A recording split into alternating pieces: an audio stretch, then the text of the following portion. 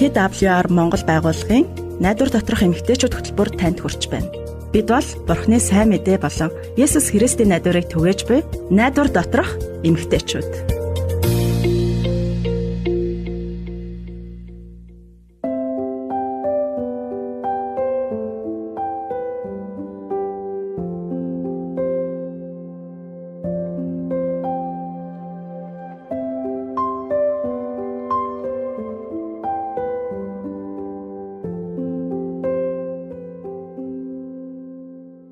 Яг одоо сонсож байгаа та аав гэдэг үгийг сонсоход танд яг одоо юу бодогдож байна вэ? Таныг хайрладаг халуун дулаан мэдрэмж санагдаж байна уу?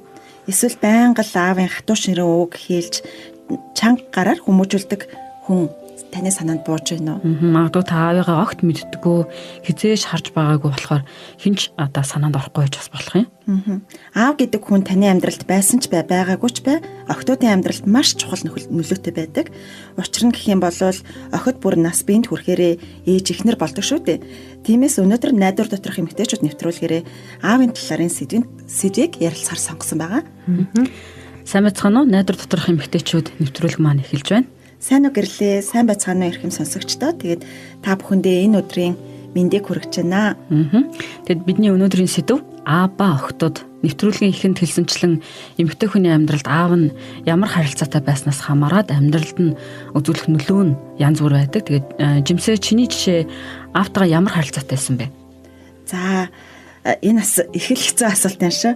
Яг үнэндээ аавтайгаа харилцаа маань сайн муу хоёр талтай л байж л тэ одоо бодохоор.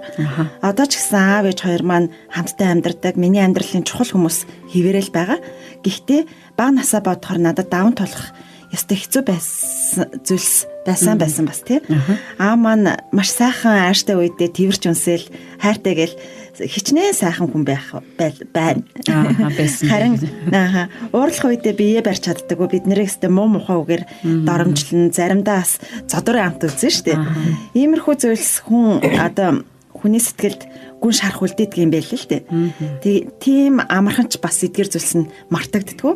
Гэхдээ хүн энэ өвдөлтөөс эдгэрэх боломжоо зөндөө байдаг гэдгийг одоо сурч байна. Тийм шүү те. Тэгээд өөрийнхөө амьдралаас бас хуваалцсанд баярлалаа. Тэгээд жимсээ тэгээд биднийг сонсож байгаас эмэгтэйчүүдийн дунд ч гэсэн чамтай адилхан зүйлийг туулсан хүмүүс бас байж магадгүй юм те. Магадгүй юм. Гэхдээ энэ үнэхээр чухал сэдэв. Эмэгтэйчүүд бидэнд аавуудын нөлөө яагаад чухал болохыг ойлгох нь үнэхээр чухал. Хэрвээ та аавтайгаа сайхан харилцаатай байсан бол та үнэхээр азтай хүн байна. Харин та аавгүй байсан эсвэл аавтайгаа харилцаанаасаа болоод сэтгэлийн шарх авсан бол энэ удаагийн найдвар доторх эмэгтэйчүүд нэвтрүүлгийг дуустал нь сонсож бас бидэнтэй хамт байгаарай гэж уриалмаар байна. Удахгүй марлаа маань аав охины харилцааны талаар нарийн нандин зүйлсийг бид нартэй хуваалцгаалнаа.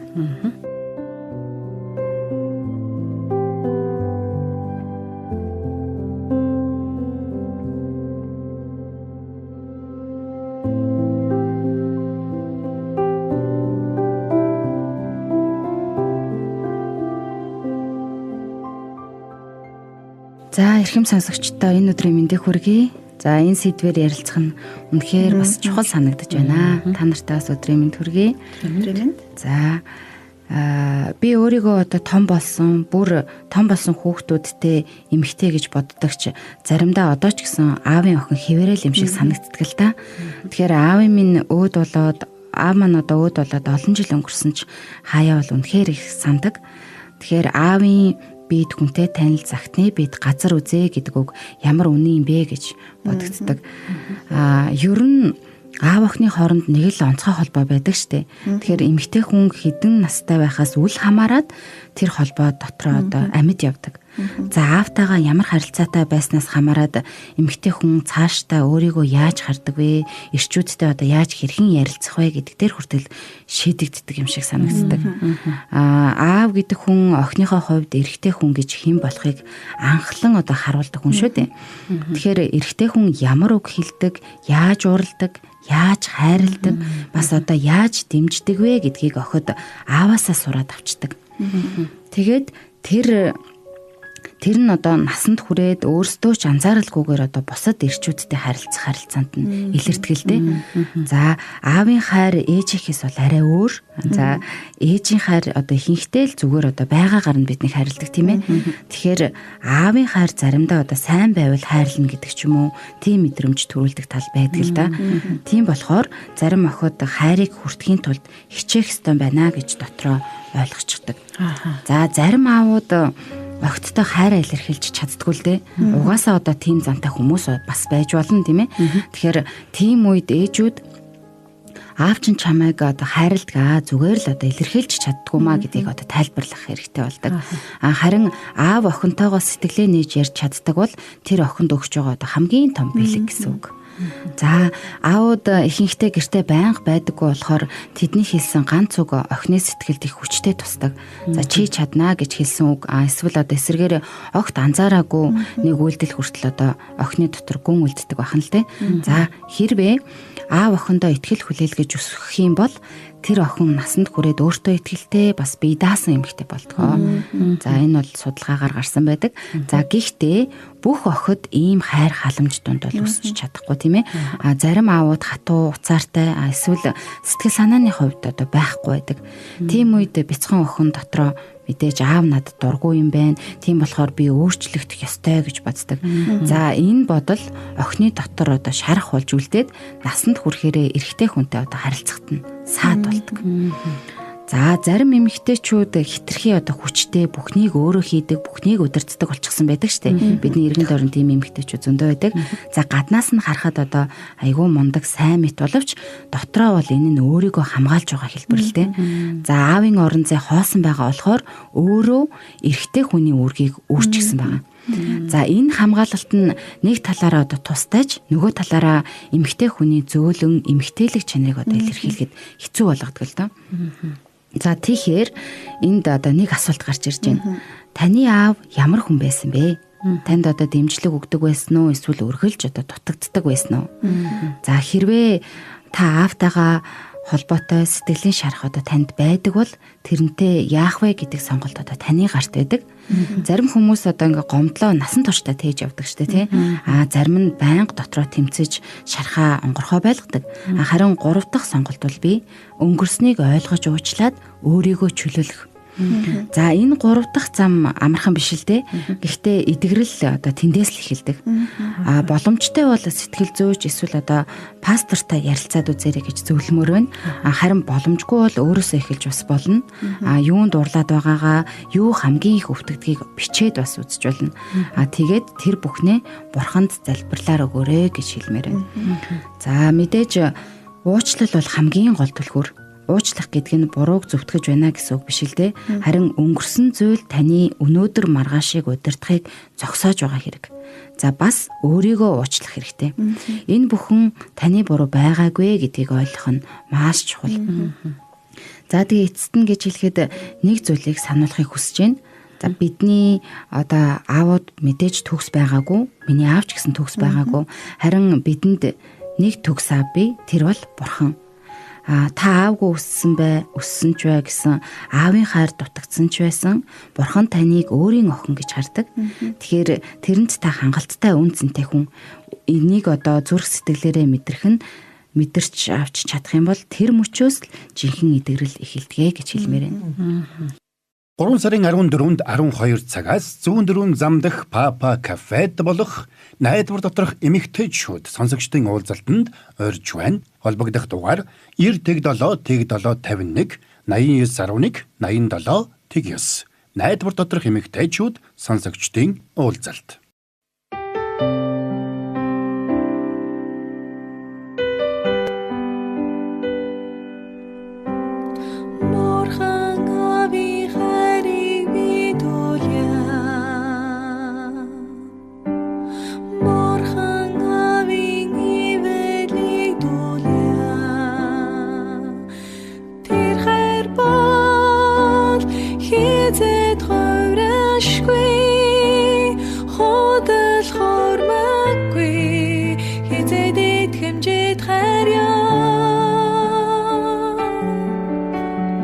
Бицар сан зэгсийг хийж хоглохгүй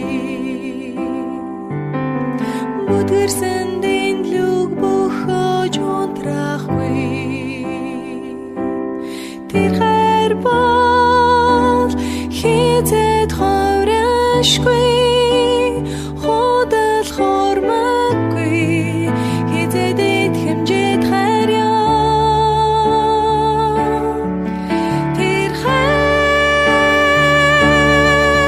тэр хайр бол миний төлөвсөн өглөөс дахин амьдарсан Иесус Христ эзэн дахин ирэх тэрэл хайр ухалж бай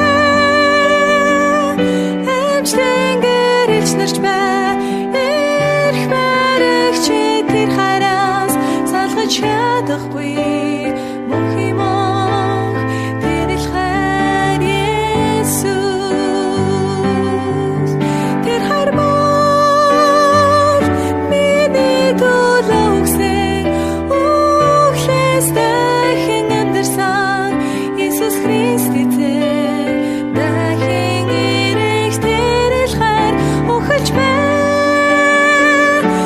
эмчлэн гэрэлж нарч бай эрх баригч тэр хайраас салгаж чадахгүй мөнх юм тэрэл хайр Иесус.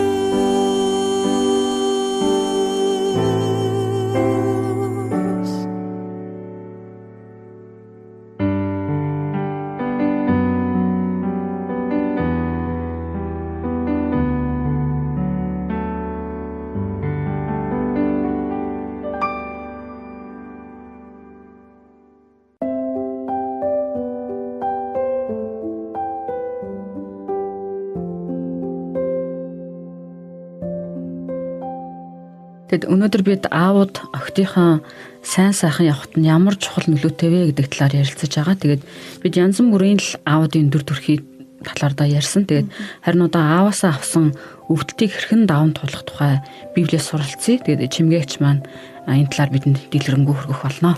За баярлалаа. За нэвтрүүлэгтээ урьж олон сонсогчтой нэг дор уулзуулж байдаг та хоёрт үнэхээр их баярлалаа. За ингээд өнөөдрийн нэвтрүүлгийнхээ сэдвийн хүрээнд ярилццгаая. За гэр бүл хоорондоо эвтэй сайхан харилцаатай байна гэдэг бол мэдээж хамгийн чухал зүйл. Гэхдээ заримдаа үнэхээр хэцүү байх үе бидэнд гардаг штэ. За өнөөдрийн сэдэв бол аавтайгаа хэрхэн эвлэрэх тухай гэж. Гэхдээ энд зөвхөн аав гэлтгүй та ээжтэйгээ эсвэл өөр хэн нэгэнтэй харилцаагаа сайжруулах, за эвдэрсэн харилцаагаа сэргээх хэрэгцээтэй байж магадгүй юм л да. Тиймээс та наашаа суугаад нэвтрүүлэг дуустал бидэнтэй хамт байгаарай. За юуны өмнө бүгдээрээ хамтдаа залбирцгаая тэхүү. Бурхан аав минь биднийг хизээж ганцаардуулахгүй үргэлж хамт байдагт тандаа баярлалаа. Бидний амьдралд юу ч тохиолдсон үргэлж бидний талд байдаг танд баярлалаа. Өнөөдөр бидний амьдралд байсан одоо ч байгаа хэцүү харилцаануудаа эргэн харах зориг, бусдыг уучлах хүч, өөрсдийнхөө зүрх сэтгэлийг эдгэх нэгүслийг бидэнд өгөөч. Есүсийн нэрээр залбирлаа. Амен. За одоо бүгдээрээ Бямба гэдэг залуугийн тухай богинохон түүхийг сонсъё. Бямба багтаа аавтайгаа тийм ч сайн харилцаатай байгаагүй юм байна. Аав нь түүнд ихэвчлэн тоомжиргүй хандаж байнга л загиндаг байж л те. Бямбагийн нүдэнд аав нь одоо ах эгчийн илүү хайрлаад харин өөрийг харахаараа л уур нь хүрээд байдаг юм шиг тийм мэдрэмж төрдөг байж л те. За тэр үед Бямба хүүхэд байсан болохоор би муу хүүхэд учраас л аав ингэж ханддаг юм байна гэж ойлгож авсан байна. За Бямба том болсон хойноч гэсэн аавтайгаа их ойр дотно харилцаатай байж чадаагүй. Үнэхээр шаардлагатай үед л ярьдаг байсан. Тэгээ нэг л мэдхэд одоо олон жилиг ардаа хийсэн байж. За тэгээ нэг өдөр аав нь их хүн дээр өвдсөн тархины хорт хавдар тусаад одоо бүр ярих чадвараа алдсан юм байна л да. Харамсалтай нь хэдхэн сарын дараа аав нь нас барсан. За яг тэр үед л Бямба аавтайгаа илүү сайн ярилцаж дотроо байсан бүхнээ хэлж амжаагүй гэдгээ ухаарч түүндээ харамсч л дээ. Тэгэд Бямба ингэж хэлсэн байдаг. Хэрвээ надад 10 хормол ярилцах боломж байсан бол би аавда зүгээр л хайртай гэдгээ хэлэх байсан гэж. За одоо дараагийн түүхээ хуваалцъя. Энэ Хулан гэдэг эмэгтэй. Хулангийн аав бол нийгэмд их нэр хүндтэй, амжилттай яваа хүн мэд харагддаг байсан. Гэсэн ч хинч түүнийг хүчирхийлэгч гэдгийг мэддэггүй байж л дээ. Тэр аав нь хуланг бүр ингээд гар хурч зоддог байсан. За мөн бүр тэр байтугай бэлгийн хүчирхийлэлж үйлддэг байсан юм байна. Хулан энэ бүхнийг үнэхээр төвчж чадаагүй учраас нэг өдөр гэрээ орхиод цогцсон. За тэгээ 30 жил өнгөрсөн ч түүний доторх шанал огт тайрлаагүй. Тэр шаналлаа мартахын тулд өөрийгөө маш завгүй байлгасаар ирсэн байна л да. Тэгээ жаахан зав гарах юм бол нөгөө гашуунд дурдсамж өвдөлт нь буцаад л одоо сэргээд ороод ирдэг. Тэгэд хулан 30 жилийн турш уур хилэнгэл одоо зүрхэндээ тээж амьдарсан гэсэн үг шүү дээ. Гэхдээ нэг өдөр тэр энэ бүхнийг өөрчлөх хэрэгтэй гэдгээ ухаарсан. За ингээд хулан зориг гарган аавынхаа гэрт очиж л дээ. Мэдээж энэ бол түнд маш хэцүү байсан байж таараа. За ингээд хаалга нэгдсэн аав нь зогсож байсан. Тэд ингээ харц тулгарсан хулан аавынхаа их өвгөрч хөгшөрсөн царайг харжээ. Яг тэр мөчт хулан одоо аавыгаа маш их өрөвдсөн байна. Аав нь гэртээ орохыг урьсан ч хулан босгон дээрээ зогсоод "Ааваа, би таныг уучлсан" гэд хэлчихжээ. За энэ үгийг сонсоод аав нь нүрэ даран бүр асгартал уйлсан байна. Тэгээ тайвширсныхаа дараа хулангаас уучлалт гуйж. За жилийн дараа аав нь нас барсан. Тэгсэн ч хулан аавтайгаа эвлэрч амжсандаа сэтгэл нь уужирсан. Дотор нь удаан байгаагүй тэр амар амгалан яг тэр үед л эргэж ирсэн байна. За одоо сүүлийн нэг төх. Туяаг ээж нь баг байхад нь орхиод явчихжээ. Тэгээ аав нь гэр бүлээ тэжээхийн тулд гэрт орж им гадаа гарч ир гэдэг шиг амьдарч ирсэн байна. За туяа багасаа л гэр орны ажил хоол унд гэд бүхнийг өөрөө хийгээд маш их эрт биеэ дад сурсан байна л да. Одоо амьдралын том шийдвэрүүдийг ч гэсэн ганцаараа гаргаж ирсэн.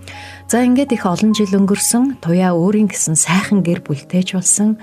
Одоо ээжигээ уучлж чадаагүй нь түүний аз жаргалтай амьдрахад нь саад болоод л яваад байсан.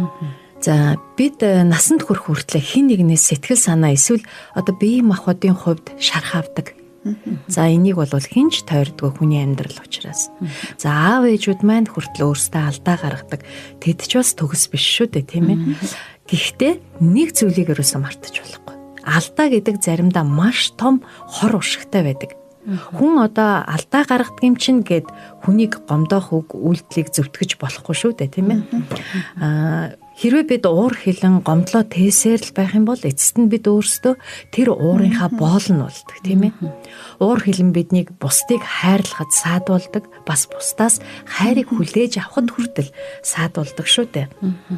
За тэгээд ингэснээр Бурхны бидэнд өгөхийг хүсдэг баяр баясгал аз жаргалыг хүлээж авч чадалгүй өнгөрдөг ийм харамсалтай юм болдог, тийм ээ. Тиймээс одоо би танаас нэг юм асуумаар байна. Таны амьдралд эвлэрэх хэрэгтэй хүн бий юу? Эдгэрэх шаардлагатай шарах байна уу? За хүмүүс эвлэрхийг хүсэхгүй байсан ч гэсэн таавал эвлэрч чадна. Тэгэхээр энийг л уучлал гэдэг шүү дээ. За уучлах гэдэг нь таныг гомдоосон хүнийг зөвтгөж байгаа хэрэг юусоо биш. Харин та өөрөө үзэн ятгаа болоод уур хилэнгээ тавьж явуулахыг л хэлж байгаа, тийм ээ. Уучлахад туслах хэдэн алхмыг хуваалцсан хэдүүлээ. За нэгдүгээрт уучлахад зүрх сэтгэлээ бэлдээрэй. Хоёрдугаарт болсон явдлыг өөр өнцгөөс харахыг хичээгээрэй. Хэрвээ бүр болохгүй чадахгүй байх юм бол ямар ч болцолгүй уучлахаар шийдээрэй. За гуравдугаарт шийдвэртэй алхам хий. Одоо магадгүй хулан шиг очиод би таныг уучлж байна гэж хэлэх хэрэгтэй байж болно штэ. За магадгүй бямбаа шиг таны эвлэрхийг хүссэн хүн аль хэдийн нас барсан ч байж магадгүй юм, тийм ээ. Гэхдээ танд нэг сайхан мэдээ байна. Бурхан таныг хайрладаг. Тэр таны дотор юу болж байгааг яг таг мэддэг. Тэр таныг уур хилэнгээс ангижирч эрх чөлөөтэй аз жаргалтай байгаасаа гэж хүсдэг. Бурханд хийж чадахгүй зүйл гэж үгүй штэ. Түүн рүү хандан залбирч зүрх сэтгэлээ түүнд даатгаарай. Амар тайван эрх чөлөө хайрлах болон хайрлуулж сурах шин чадварыг Бурхан танд өгнө. Хэрвээ та яг одоо бусдыг уучлж Бурханаас тэр ёроолыг авахыг хүсч байвал надтай хамт залбирая. Бурхан аав минь ээ, Библиэд таны хүү Есүс Христэд итгэснээр тантай харилцах харилцаа сэрэгдэг гэж бичсэн байдаг. Яг одоо би Есүст итгэхийг хүсэж байна. Есүсээ надад зүрх сэтгэлийн эдгэрэл хэрэгтэй байна. Намайг бусдыг уучлж чаддаг болоход туслаач. Намайг хайрлаж чаддаг болоход сургаач. Амар амгаланг надад өгөөч. Миний бүх харилцаа амар тайван, баяр баясгал, хайр дотор байхад сургаж өгөөч. Есүсийн нэрээр залбирч байна. Амен. Найдвар доторх эмэгтэйчүүд нэвтрүүлэгтээ мань хамт байгаа та бүхэндээ баярлалаа. Таны аав тантай ямар харилцаатай байсан нь хамаагүй одоо. Та Бурханд онцгой үн цэнтэй нэгэн хിവэрэ гэдгийг ойлгосоо гэж манай нэвтрүүлгийн зүгээс хүсэж байна. Жимсээ нөө саяны ярьсан зүйлүүд ер нь чамд ямар санагдав? Тэгэд ер нь чамд тустай болж чадв? Тийм ээ, яг энэ нэвтрүүлэг маш их зүйлийг эргцүүлэн бодоход хүргэлээ. Тэгээд аавтайгаа холбоотой өөрийн асуудлуудаа бас ойлгож, тэр асуудлуудыг бас даван туулахад надад хамгийн их тус болсон зүйл нь хэдийгээр миний төрсөн аав алдаатай төгс бус хүн байсан ч гэсэн хамгийн төгс аав болох Бурхан бидэнтэй үргэлж хамт байдаг гэдгийг сануулсан энэ л хэсэг чухал байлаа. Маш гоё дүгнэлттэй. Тэгээд хүүхдүүд ихэвчлэн Бурхан аав гэхээр өөрсдийнхөө аавын талаар төсөөлөд байдаг гэж би зөндөө сонсч байсан. Тийм шүү.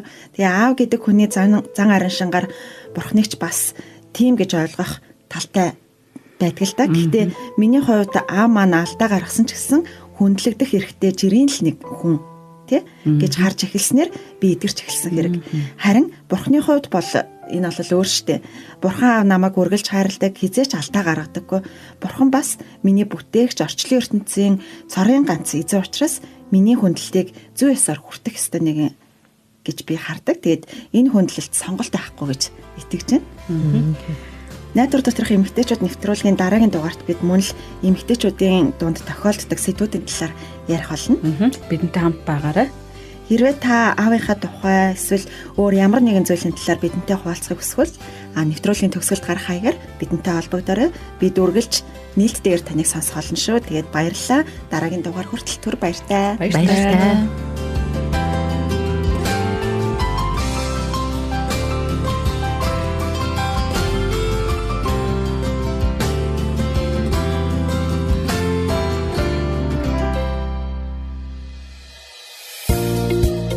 Та TWR Монгол байгууллагын найдвар доторх эмэгтэйчүүд хөтөлбөрийг хүлээн авч сонслоо.